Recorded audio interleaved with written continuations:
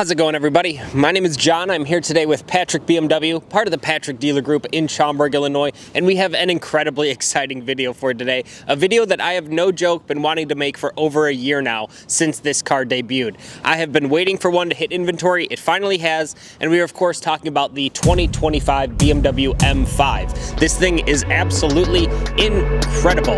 Just wait till you hear about it. Let's do it.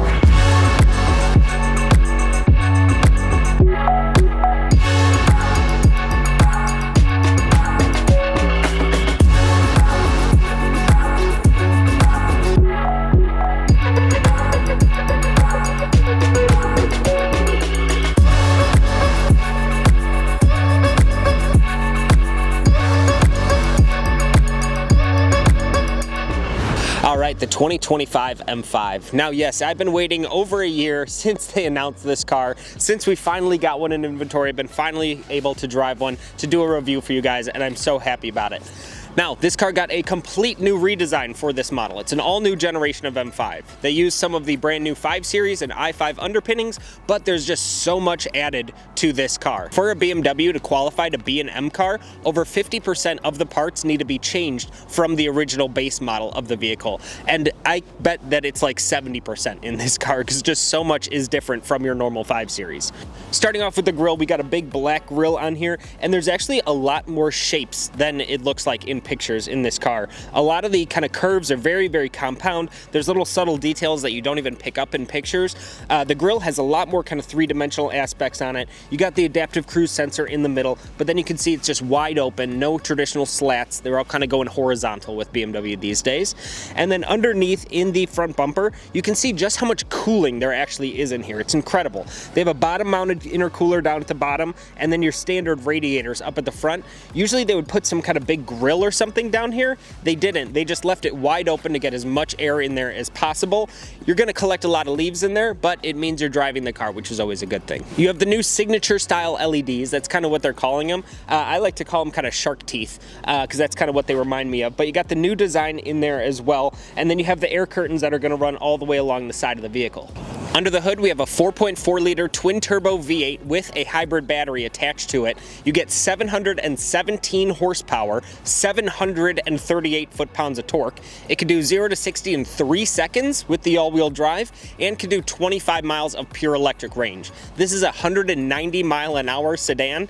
It is just absolutely incredible, the stats that this car can do. There's been a lot of talk about weight with this car. Yes, it is heavy. It's like 5,400 pounds, but in today's modern age of having to cram all the safety, all the power, all the batteries, all the tech, everything in it, it's actually pretty reasonable. And let me tell you, even in the short drive I've done with it, you got 717 horsepower. This thing absolutely moves. I just told you it's 0 to 60 in 3 seconds.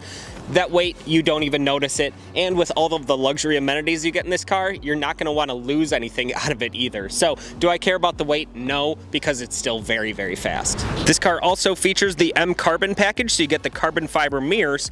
You got the carbon fiber roof as standard, which looks absolutely glorious in the sunlight. Really love the contrast with the Alpine white paint. And then you also get the carbon fiber rear lip spoiler, which again just looks absolutely perfect in this sunlight. All right, moving around to the back of the car, you can see the first thing that sticks out, literally sticks out, is this gigantic rear diffuser. I like that they did it in the Shadowline black as well. You can see the little fins down there, and of course, like in every M5, you have the quad exhaust tips. Sounds absolutely incredible. Here, take a listen.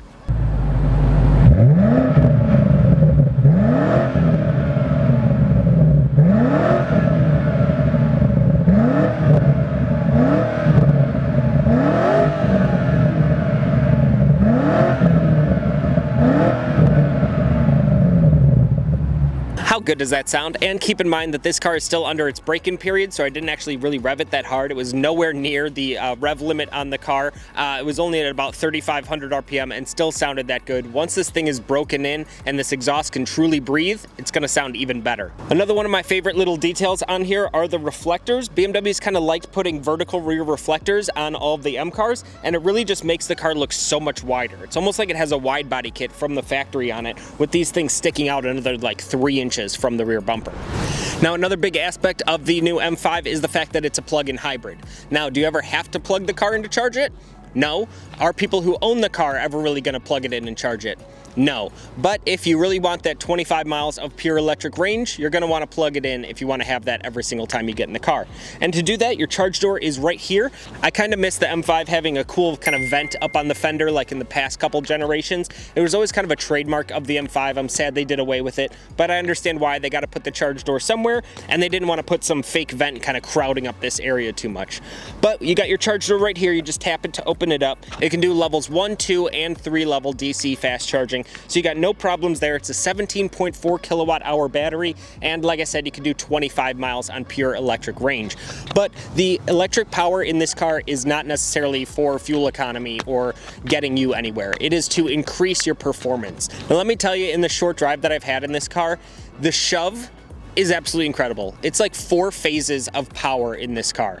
You are in electric mode and you put your foot down, you start moving, you get that all instant torque right away, and then that twin turbo V8 kicks in. You get all the power from that motor, and then the turbos start to spool up. You start to go even faster, and then that electric motor kicks in to assist that V8, and then you just get another final shove to just make you go even faster. This car absolutely screams, and it is a 4-door supercar without a doubt. All right, taking a look inside this glorious, glorious machine. This is the black and red interior, and let me tell you, this red is like the inside of the ripest tomato that you've ever seen. It is just so bright and vibrant. It is incredible. I love red interiors, and they knocked it out of the park. Of course, being an M car, you get all of the merino interior, which just looks absolutely fantastic. It's extended onto the doors. You can see you even have a little red accent on the doors there as well. But my goodness, this is a good looking interior. Of course, you have the illuminated M5 badging up at the top, and these seats can be adjusted in every single way imaginable. Let's hop in. All right, sitting in the M5, let's fire it up, which you do by the big giant red start stop button, little fighter plane aspect there, and then you get this cool little startup sound every time you turn on the car. You get the brand new M steering wheel in here, so it's got the little cutouts in there just like in all the other cars. You get the brand new shift paddles, and of course your M1 and M2 buttons. Now these buttons, like always, are completely programmable, and these are to change the characteristics of the drive modes in the car, which there are a ton of. You can program what's on any of these buttons very easily. All you have to do is just go down to the center console, and you're going to see your setup, M mode, and M hybrid modes. If you click on setup here, it's going to take you to all of your settings for the drive modes. There are a ton of them, and they all have multiple levels of configuration. So just like always, the drivetrain, you have your comfort, sport, and sport plus setting. Sport plus is always going to have the engine running. Energy recovery is for your regenerative braking. Wow, that's really hard to say. But you do have 3 levels of that to change how much the car slows down when you let your foot off the gas. Your drive logic is for your speed and ferocity of your shifts. So in your first position, which is comfort, it's going to be normal, feel like a normal automatic. In Sport Plus, this thing is bang shifting right at the red line and just keeping you in maximum power range at all times. Chassis, of course, it has adaptive M suspension, so it's going to be able to adjust the dampers in the car, so you can choose between Comfort, Sport, and Sport Plus for that also. Your steering, that is going to be for your steering weight, for your glorious steering wheel there. Your braking, which is going to affect the pressure that you put on the brakes. If you want a kind of lighter feel or a little bit heavier, more direct feel, you can choose between that as well.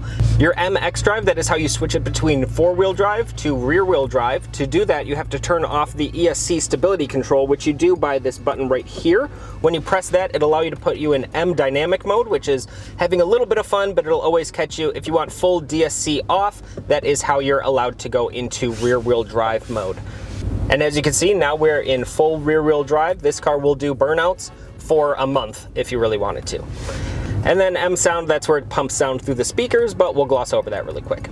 No matter what settings you have the car in, if you just hold down one of your M2 or M1 buttons, that is going to save that current configuration to that setting. So now M2 is positioned for rear-wheel drive mode. Other than that, it is a pretty basic 5 Series interior, which to say basic is definitely an understatement. You have all this beautiful carbon fiber everywhere. It even wraps around into the doors. This one has the amazing Bowers & Wilkins stereo, which just sounds absolutely phenomenal. I would highly recommend it in this car. The bass absolutely bumps. You have a wireless charger down at the bottom. Of course, you got your cup holders there. Split folding center console, which I always love, because if your passenger has their arm down, then they can just open one and you don't have to tell them to move their arm out of the way. You have a full Alcantara headliner. It feels absolutely beautiful in the hand, and of course no sunroof because you have a carbon fiber roof instead, and that's just way cooler. And then checking out the back seat, you have more of that amazing red leather interior. I really like the color blocking back here as well, including the black center seat in there. The seat backs also get an M badge, which is really cool, and then there's even a dock so you can mount a bunch of accessories, like if you want like a coat rack back here or an iPad holder, you can do all of that no problem. They did an excellent job integrating more of that red merino leather into the door sill there. You have incredibly big Bowers & Wilkins speakers down at the bottom too. Absolutely love a car with sunshades. They even give you a little one on the quarter window as well. Just cool little detail there. And then another big addition to the 5 Series, and of course the M5, is this rear screen for your rear seat passengers heating and air controls. So you can see you have your heated seats there. You just click on the icon itself to adjust them. You got your fan speed there, choose where you want the air to go, your temperatures, controls, everything all in one neat little package there. And then you get a little storage cubby down at the bottom also. But you just have absolutely tons of room here. I'm 6 feet tall. My seat position is in a pretty good spot up at the front, and I got plenty of room back here also. And then another new addition that a lot of people will never notice, something that had been in 7 Series for a while, but they finally added it to the 5 Series, is that you get the B-pillar heating and air vent. It's just so cool, the fact that they just were like, oh, well, we need air to go in your face for rear seat passengers. How do we do that? Stick a vent in the B-pillar, and it works very, very well. You can direct it exactly where you want it to, but something no one is ever going to notice unless it's pointed out to them.